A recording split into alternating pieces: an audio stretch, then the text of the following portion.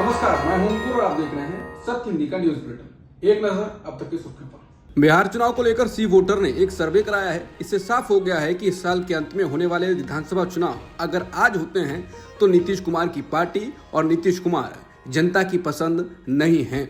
सर्वे के अनुसार नीतीश की रेटिंग में भारी गिरावट आई है और केवल 18% उत्तरदाता नीतीश को मुख्यमंत्री के रूप में देखना चाहते हैं। इसके उलट सर्वेक्षण में शामिल 41% लोग राजद नेता तेजस्वी यादव को बिहार के मुख्यमंत्री के रूप में देखना चाहते हैं। सीएम के रूप में उनकी शीर्ष पसंद के बारे में पूछे जाने पर 15% लोगों ने जनस्वराज के संस्थापक प्रशांत किशोर को वोट दिया, 8% ने बीजेपी के सम्राट चौधरी को वोट दिया, जबकि 4% ने चिराग पासवान को मुख्यमंत्री के रूप में पसंद किया। बिहार को लेकर किए गए सी वोटर के सर्वे के मुताबिक कम से कम 50% उत्तरदाताओं ने कहा है कि वो वर्तमान सरकार से नाराज हैं और बदलाव की तलाश में हैं, जबकि 22% नाराज हैं, लेकिन उन्होंने कहा कि वो बदलाव नहीं चाहते हैं। दूसरी ओर सर्वे में शामिल 25% लोग ना तो नाराज थे और ना ही कोई बदलाव चाहते थे। सर्वेक्षण के निष्कर्षों में आगे बताया गया है कि 58% को लगता है कि नीतीश कुमार की विश्वसनीयता बहुत कम हो गई है,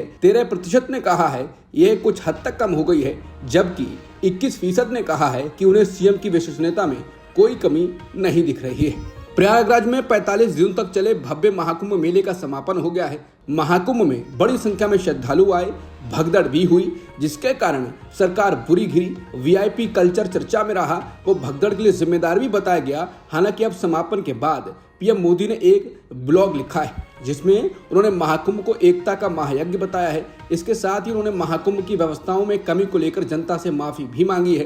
पीएम मोदी ने महाकुंभ में व्यवस्थाओं में कमी को लेकर माफी मांगते हुए लिखा कि मैं जानता हूं इतना विशाल आयोजन आसान नहीं था। मैं प्रार्थना करता हूं मां गंगा से, मां यमुना से, मां सरस्वती से, हे मां हमारी आराधना में कुछ कमी रह गई हो तो क्षमा करिएगा।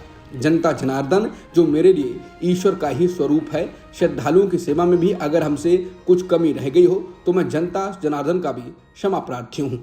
महाकुंभ में गंगा और यमुना के पानी को केंद्रीय प्रदूषण नियंत्रण बोर्ड और एनजीटी ने खराब बताया था, नहाने लायक नहीं बताया था, जिसको रांची के मेडिकल कॉरिडोर ने मान्यता दे दी है। शहर के त्वचा विशेषज्ञों को महाकुंभ से आ रहे तीर्थ यात्रियों की त्वचा संबंधी शिकायतों में अभूतपूर्व वृद्धि देखने को मिल रही है। टीओआई की रिपोर्ट के मुताबिक यहाँ के डॉक्टरों ने हाल ही में कुंभ मेले से लौटे व्यक्तियों में गंभीर खुजली, चकत्ते और फंगल संक्रमण सहित त्वचा रोगों के मामलों में बहुत बढ़ोतरी देखी। मामलों में वृद्धि में धार्मिक सभा में पर्यावरण की स्थिति के बारे में चिंता बढ़ा दी है। लक्ष्मी क्लिनिक के त्वचा विशेषज्ञ डॉक्टर यशवंत लाल ने कहा, हम स्किन इन्फेक्शंस विशेष रूप से फंगल समस्याओं वाले रोगियों में उल्लेखनीय वृद्धि का अनुभव कर रहे हैं।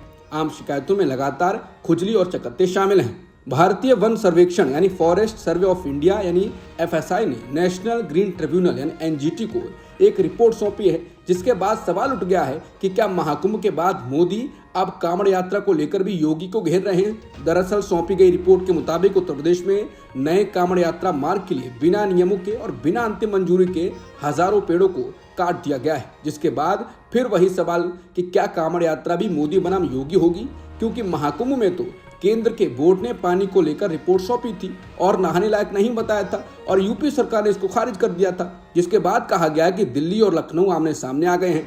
बता दें ताजा आंकड़ा यात्रा मार्ग के विवाद में यूपी के लोक निर्माण विभाग ने जो आंकड़े उपलब्ध कराए हैं उसके अनुसार 111 किलोमीटर लंबे नए कांवड़ यात्रा मार्ग के लिए रास्ता बनाने के लिए उत्तर प्रदेश के गाजियाबाद, मेरठ और मुजफ्फरनगर जिलों में कुल 17,607 पेड़ काटे गए हैं। बता दें एफएसआई पिछले साल एनजीटी द्वारा गठित 4 सदस्यीय संयुक्त समिति का हिस्सा था, जिसने ये पता लगाया था कि क्या परियोजना के लिए पेड़ों को अवैध रूप से काटा गया। लगातार केंद्र के मंत्रालय यूपी सरकार को घेर रहे हैं।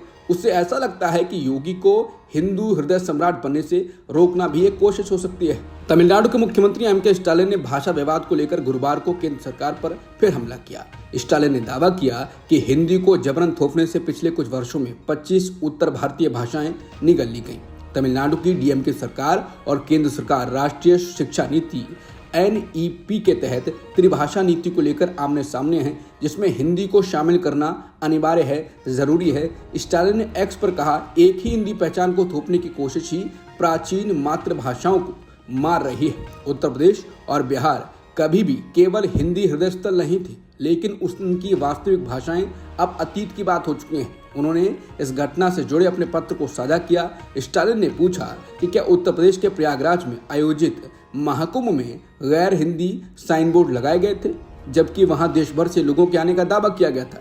बता दें, तमिलनाडु ने केंद्र की 3 भाषा नीति को खारिज कर दिया है और अपनी द्विभाषी नीति यानी तमिल और अंग्रेजी पर कायम है। इलाहाबाद हाईकोर्ट ने पुरातत्व सर्वेक्षण विभाग यानी एएसआई को रमजान महीने से पहले संभल के शाही जामा मस्जिद का दौरा करने को कहा, ताकि सफेदी और सफाई पर अदालत फैसला ले सके। हाईकोर्ट ने एएसआई को इस संबंध में शुक्रवार सुबह 10 बजे तक रिपोर्ट पेश करने का निर्देश दिया। हालांकि रमजान महीने की शुरुआत 1 मार्च से होने की उम्मीद है, यानी अगर अदालत शुक्रवार को जामा मस्जिद की सफाई पुताई का निर्देश देती है तो मस्जिद कमेटी के पास 1 दिन का ही समय होगा। दिल्ली विधानसभा में आम आदमी पार्टी के विधायक अमानतुल्लाह खान ने गुरुवार को भाजपा सरकार पर भेदभाव करने का आरोप लगाया। उन्होंने बताया कि जब बोलने की मेरी बारी आई तो मेरा माइक बंद कर दिया गया और जब सत्ता पक्ष के नेता बोल रहे थे तो उनका माइक चालू था। विधायक ने कहा कि हमारे 21 विधायकों को उन्होंने बाहर कर दिया है, जबकि ऐसा मौका भी आया जब खुद विजेंद्र गुप्ता टेबल पर खड़े हो जाते थे। हमने उनको कभी विधानसभा परिसर से बाहर नहीं किया। उन्होंने कहा कि आप यानी सत्ता पक्ष सीएजी रिपोर्ट की बात कर रहे हो, ये तो जमाने से सीबीआई के पास है। आप देखिए और बताइए कि करप्शन कहाँ है।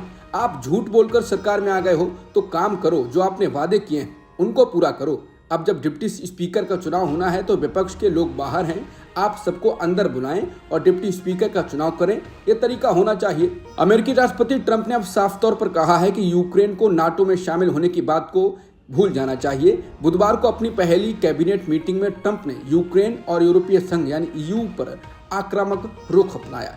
ईयू आलोचना करते हुए उन्होंने कहा कि इस संगठन को अमेरिका को नुकसान पहुंचाने के लिए ही बनाया गया था। यूक्रेन को सुरक्षा गारंटी भी यूरोप को ही देनी चाहिए, ये अमेरिका की जिम्मेदारी नहीं है।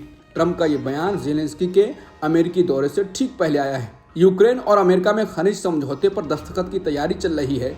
ट्रंप ने भी कह दिया है कि यूक्रेन के राष्ट्रपति ज़ेलेंस्की एक बड़े समझौते पर दस्तखत करने अमेरिका आ रहे हैं। वहीं ज़ेलेंस्की ने बुधवार को कहा था कि अभी तक यूक्रेन को कोई गारंटी नहीं मिली है। उन्होंने कहा कि मैं सुरक्षा गारंटी पर कोई टिप्पणी चाहता था और वहां बातचीत में ये होना जरूरी है। अब तक की सुर्खियों में इतना ही। बाकी खबरों के लिए बने रहिए सत्यहिंदी.com के साथ। Copyright disclaimer under Section 107 of the Copyright Act 1976. Allowance is made for fair use for purposes such as criticism, comment, news reporting, scholarship, and research. Fair use is a use permitted by copyright statute that might otherwise be infringing.